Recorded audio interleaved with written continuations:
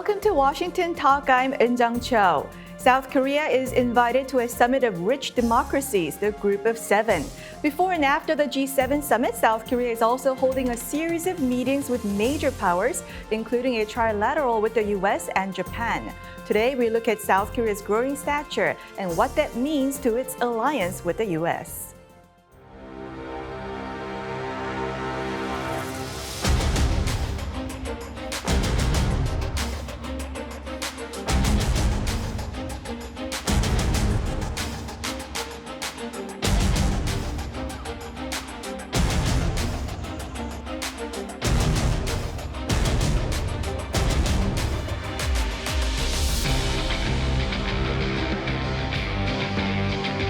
Attracting the global challenges from strengthening our community and our commitment to nuclear non-proliferation to ensuring a free and open Indo-Pacific.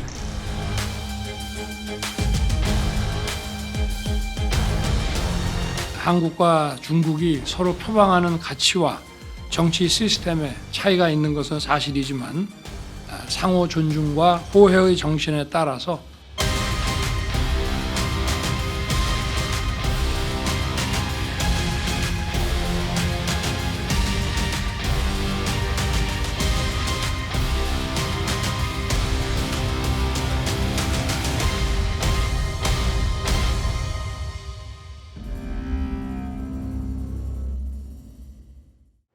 In the studio with me, Dr. Patrick Cronin, Asia-Pacific Security Chair at the Hudson Institute.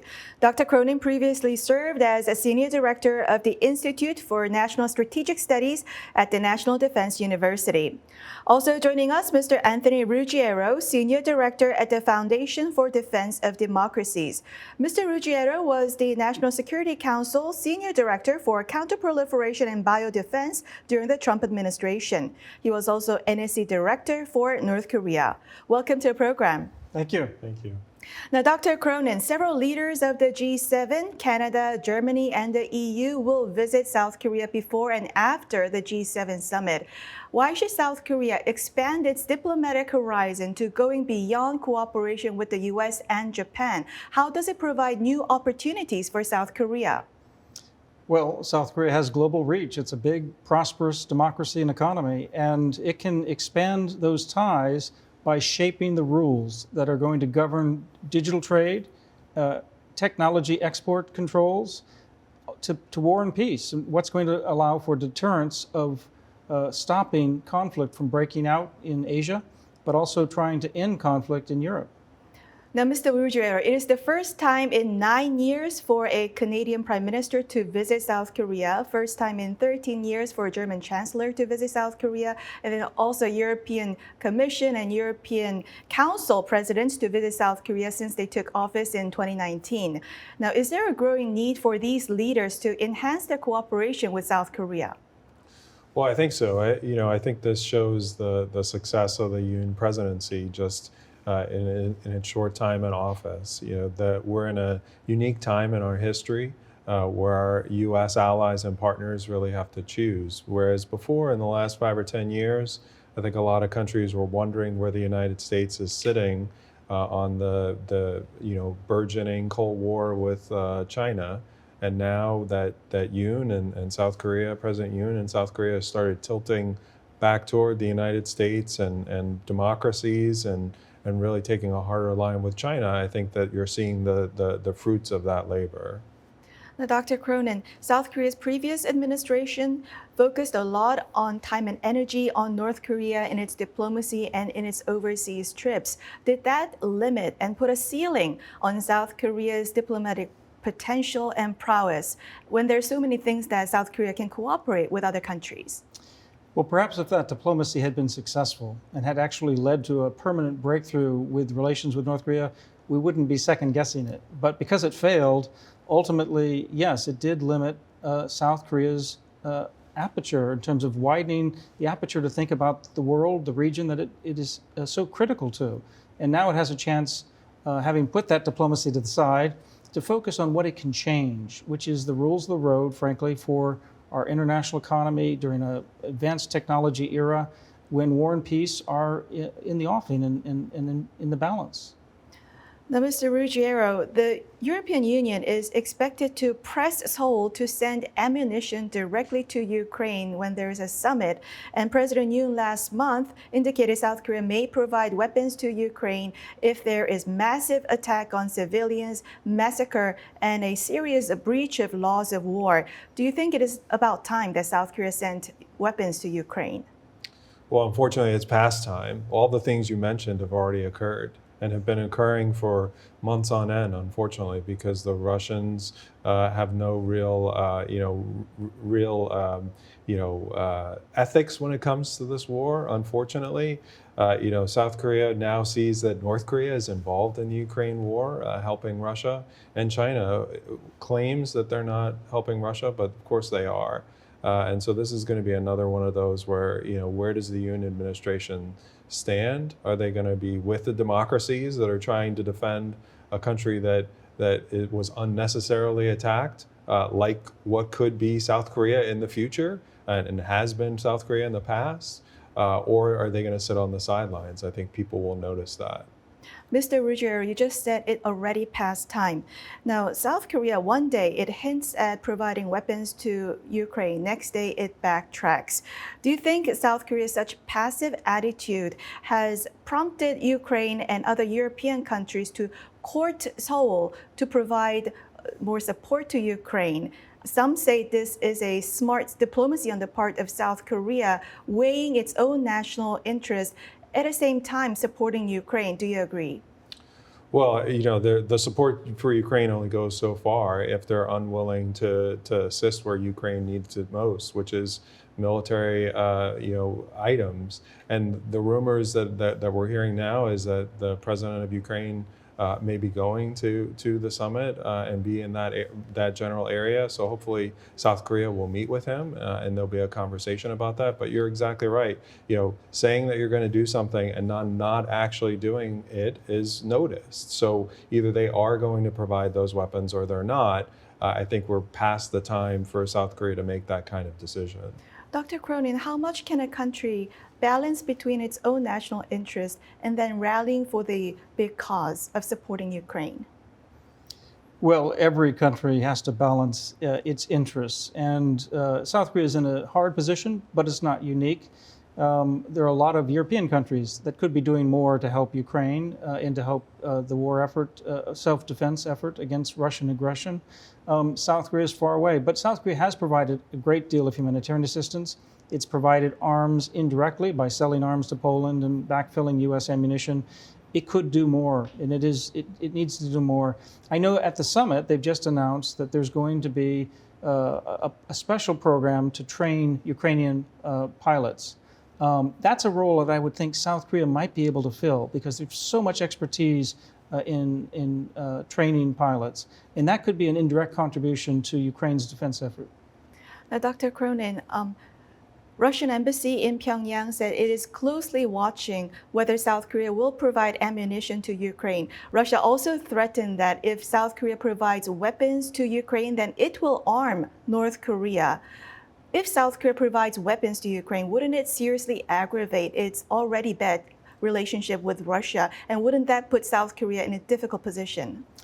Well, Russia has chosen to have bad relations with most of the world. Let's be clear about that. This is Russian aggression that is causing the problem. South Korea is being asked to be part of an international community to uphold rules and to bring about peace and allow for the self-defense. So there's already tension, yes, with all the countries that are essentially putting pressure on Russia to stop the aggression. I don't know that bullying is going to really succeed against somebody like President Yoon. I think he's already stood up to coercion and bullying, and I think he knows how to gauge South Korean interests better than most. Mr. Ruggiero, aren't there concerns that Russia may hamper diplomacy, international diplomacy surrounding North Korean denuclearization? Well, I mean, there's no diplomacy right now. I don't think that's a concern. And, frankly, South Korea should not be afraid of Russia. I mean, if Russia had all these things that they claim they have that they could give to North Korea, they wouldn't be buying North Korean weapons likely through a barter system. So, frankly, Seoul has nothing to worry about with regard to Moscow. And Mr. Ruggiero, China is taking a tough stance on South Korea ever since South Korea mentioned Taiwan. Now, how does it serve South Korea's interest, turning both China and Russia as enemies? Well, they're already enemies. I mean, China has already tried to bully South Korea. We go back to the THAAD incident, so we know that they would try to use economic coercion against South Korea again. Russia supports, not just during the Ukraine war, but well before that, has supported North Korea and its nuclear advances. So, this is a circumstance where perhaps South Korea and the South Korean government is realizing that they are already enemies, and they have been for, probably the last 10 or 15 years. Now, Mr. Ruggiero, G7 leaders agreed to tighten sanctions on Russia to restrict exports that help with Russia's war in Ukraine, and they also stressed the need to reduce the reliance on trade with China.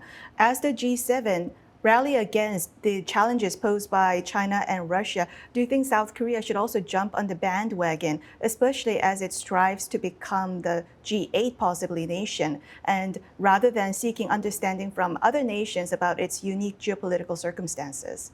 Certainly, though I just assume that South Korea is abiding by a lot of these sanctions and export controls, and if the government is not as willing to do it, certainly the South Korean companies and banks are likely doing it because they don't want to get cross with especially with the United States.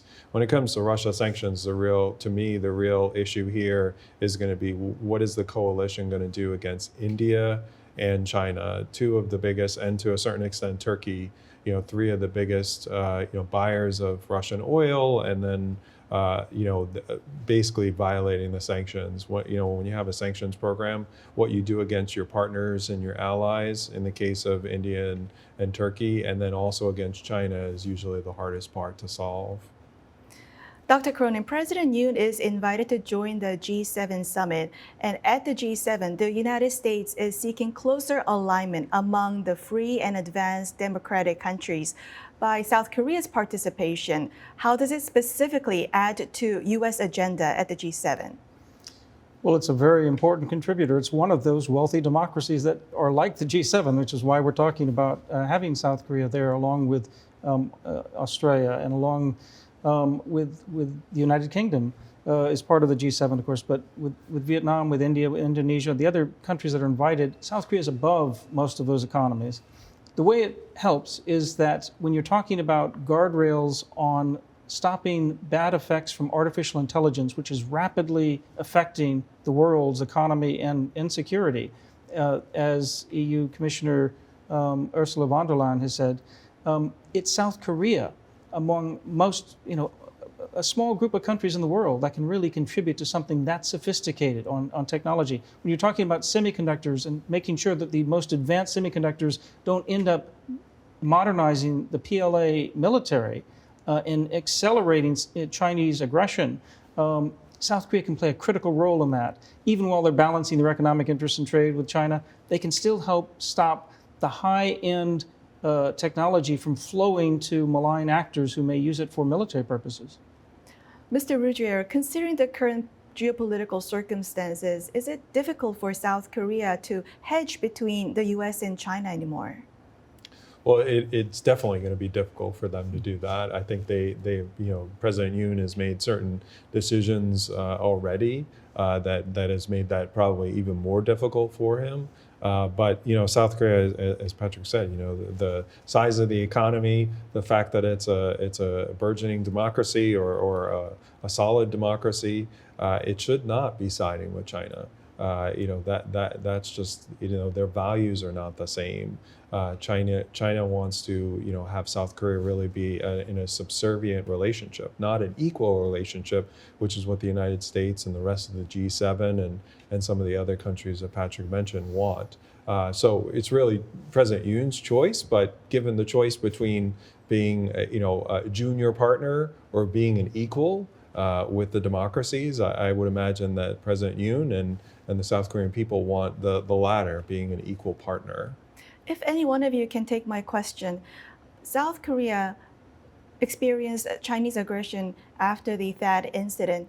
Now time has passed, now there's US-China competition. If South Korea faces similar situation, will United States be more supportive in helping with South Korea? I think this is on the agenda at the G7 meeting in Japan. That is, how do these advanced democracies counter economic coercion? Just exactly like the THAAD episode that South Korea experienced. Can they do more? Yes, they can, and that's why it's on the agenda. How far will they go? Well, we'll have to see, because each country is a different calculus. But nonetheless, they are ready. There's unity at this summit to start to close ranks and make sure that they cannot be bullied by those using economic coercion. There are some ideas from the think tank circle that there should be a new coalition against Chinese aggression. Should you institutionalize such effort? Well, that's a pretty broad concept. I think that what's really going on here is that the fear that China may resort to the forcible unification of Taiwan has become more thinkable in the short term because of Russian aggression in Ukraine. And because of that, especially the democracies around the world are trying to close ranks to make sure they indicate in no uncertain terms. So Europe, they tell China, you're going to face walloping economic sanctions. We may not fight with, on Taiwan, but you will face economic penalties. In Japan, in Korea, and Australia, and India, and other countries can also tell China this would be unacceptable. There would be tremendous repercussions if you use force. So it's because of this need to rally around deterrence, to keep the peace and prevent war from breaking out. That's what we see this coalition building mostly about. But then it raises the larger question I think you're hinting at, which is, does this actually become alliance-like? Does it become capable of military operations? And I think there it breaks out into bilateral, trilateral alliances doing more and more cooperation, including the US, Korea, Japan. Mr. Ruggiero, South Korea is geographically very close to China and has strong economic ties with China as well. But even under the circumstances, if South Korea aligns more with the US, would it actually work to fend off Chinese aggression on South Korea? Well, in a lot of ways, all these countries have relationships with China, but China has relationships with those countries as well. So there's going to be a natural buffer there where China's not going to be able to go as far as perhaps they would like. On countering economic coercion, I believe it was mentioned in the President Biden, President Yoon summit. And the THAAD incident, while it only was a couple of years ago, I think it really highlighted for people, especially those who work on sanctions, who are more focused on, okay, we're going to do more sanctions or more pressure, the reverse, working with our allies and partners to help them oppose when China and potentially other countries, you mentioned Russia and others, try to use that. Dr. Cronin, the leaders of the United States, Japan, and South Korea will meet on the sidelines of the G7 summit. This follows bilaterals sparked by normalization of Seoul-Tokyo ties. Well, they're continuing to figure out how they can share this early warning data on missiles from North Korea. That's vitally important as North Korea is about to conduct a space satellite launch. And I think it's also possible that they start to think about maritime domain awareness and cooperation at sea, and expand other types of cooperation on helping to build capacity in the region and globally, including with Ukraine. Mr. Ruggiero, do you expect any announcements regarding Japan possibly joining on the nuclear consultative group between Washington and Seoul? I would be surprised if it came out now. That's relatively new. The group is relatively new. Certainly, if I was in the South Korean government, I would want to have it stood up and operate for a period of time before a consideration of making it trilateral. Now, Dr. Cronin, in South Korea's diplomatic agenda with other countries, North Korea's proportion is really small. So far, we barely talked about North Korea. Is it because in South Korea's strategic priority, North Korea is low? Or is it because just in general, in current geopolitical circumstances, North Korea is just a secondary issue? Well, North Korea has been up to this game for a long time. So in some ways, even while the threat is growing, it's nothing new. The threat has been there and growing all along. We've been watching it. But China is a much bigger challenge to the future of war and peace and the global order. And Russia, meanwhile, is a particular threat right now to war and peace. So there are urgent issues that require the G7 plus countries to come together and try to get peace established, try to hold deterrence, whether it's Taiwan or elsewhere in the world, and then try to set rules of the road for technology and trade in a digital economy. Mr. Ruggiero, North Korea's Kim Jong-un approved the next steps of the military intelligence satellite. Previously, the U.S. government said that North Korea is testing elements of ICBM and disguising as a space launch. Now, North Korea outright tests ICBMs. So under the circumstances, if North Korea says it is testing satellite, should we take it as their serious intention to seriously develop satellites? Well, I mean, we don't have a sanctions program that goes after North Korea when they do ICBM tests, as you said. Certainly a satellite launch will be a violation of the UN sanctions, but we're not really focused on it. I would just say that we ignore North Korea at our own peril, right? North Korea's nuclear weapons program is a model for Iran. North Korea's nuclear weapons program is the reason why the South Korean public is considering and talking about potentially their own nuclear weapons program. And I would imagine that would extend to Japan and Taiwan and other countries, potentially when you add in Russia being a nuclear state, attacking a non-nuclear state in Ukraine. So North Korea plays a role in all of this geopolitical conversation that we're having, and by putting it as a tertiary or even lower issue, I think we're making a mistake. Are you certain about cooperation between North Korea and Iran? U.S. government didn't specifically confirm that fact. Well, it's not the cooperation, it's just that North Korea's method of developing a nuclear weapon and slowly moving toward that, and the fact that now that they do have nuclear weapons, we are treating them as a tertiary or lower issue. Iran sees that and says, yeah, I can weather the pressure like North Korea did, and eventually everyone will accept that Iran has a nuclear weapon. That's what concerns me the most about just putting North Korea to the side, saying, oh, they already have nuclear weapons, there's nothing we can do here.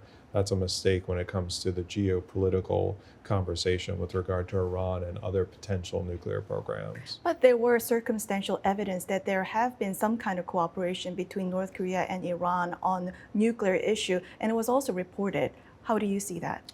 I think on the ballistic missile side, there's always been conversations about that. On the nuclear side, it's always a question mark between the two countries. They have some similarities in terms of their enrichment program, so there might be overlap there. But to me, it's more about what message does North Korea, what example, better put, example does North Korea show to Iran as Iran is already a threshold nuclear state, and how they move toward being a full-fledged state with nuclear weapons. I think, looking at North Korea and how they've come out the other side, so to speak, in terms of the focus on North Korea. Dr. Cronin, how does North Korea's military intelligence satellite pose a threat to U.S. and its Asian allies? North Korea says it is for peaceful research purposes. How would you refute that? Well, North Korea says everything it does is peaceful, and everything we do as an alliance is somehow militant and aggressive. Obviously, there's something else to be said about what North Korea is up to. Those satellites are not just for reconnaissance and intelligence, which actually might contribute to deterrence and peace if North Korea understands what the battlefield looks like. But at the same time, they could be used for targeting, and they could be used for finding vulnerabilities in South Korean defenses, in alliance defenses, that could be part of a future attack. So we do have to be concerned about that. One more thing about going back to Hiroshima and the fact that North Korea is on the agenda, and when I think bilaterally, Prime Minister Kishida and President Yoon visit a memorial to Koreans killed in the atomic bombing in 1945 in Hiroshima, they are underscoring the depravity of nuclear saber rattling, whether that's Russia's or whether it's North Korea. So I think there's no mistaking here which side is trying to preserve peace, and it's the democracies that are trying to do this. North Korea can talk about its peace-lovingness, but they've been spending their entire budget practically on missiles and nuclear weapons. Well, that's all the time we have for this week. Mr. Ruggiero, Dr. Cronin, thank you very much for joining us. Thank you. And thank you for watching. We'll be back here next week with U.S. experts to discuss the two Koreas and the region right here from Washington.